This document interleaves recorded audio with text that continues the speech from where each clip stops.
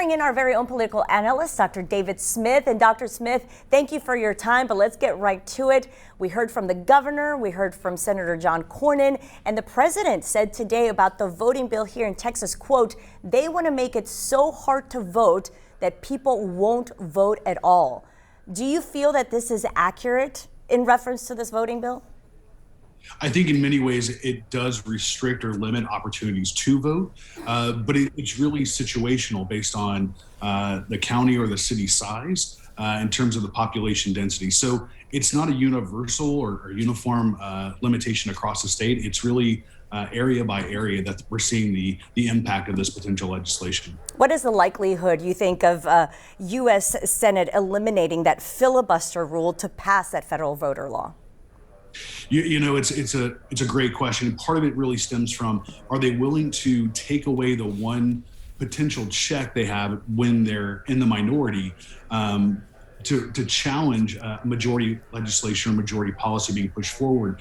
So to do that, they would have to realize that not only are they eliminating or suspending it for this occasion, but in every future event that they may be participating in, whether in the majority or in the minority. And so they had to be very careful about what they're doing when they change the rules of the chamber. Real quickly, lawmakers have to come home at some point. We heard the governor's statement earlier in this newscast saying that they will be arrested. What do you think is going to happen?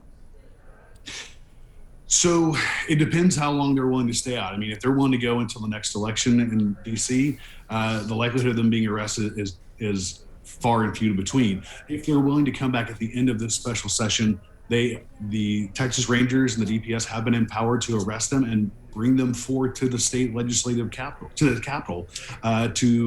serve, to fulfill their duty under the Constitution and by their elected constituents. To be continued. Let's see what happens with all of this. Dr. David Smith, our political analyst, we thank you for your time. See you at 10. Thank you. And this is not the first time that Texas Democrats have broken quorum by leaving Austin. Back in 1979, a group of 12 state senators went into hiding to prevent the Texas Senate from reaching a quorum on two bills that were related to Texas presidential primary elections. The group of 12 was nicknamed the Killer Bees. They went into hiding from May 18th to May 22nd in 1979. The late Corpus Christi State Senator Carlos Truan was one of those killer bees. William Hobby, who was lieutenant governor at the time, called the senators the killer bees because, as he told a reporter, quote, you never know when they're going to hit next. And more recently, in 2003, Texas Democrats left the state so that there wouldn't be a quorum on legislation having to do with redistricting. And in case you're wondering, under the Texas Constitution, there's no limit on the number of special sessions that the governor can call.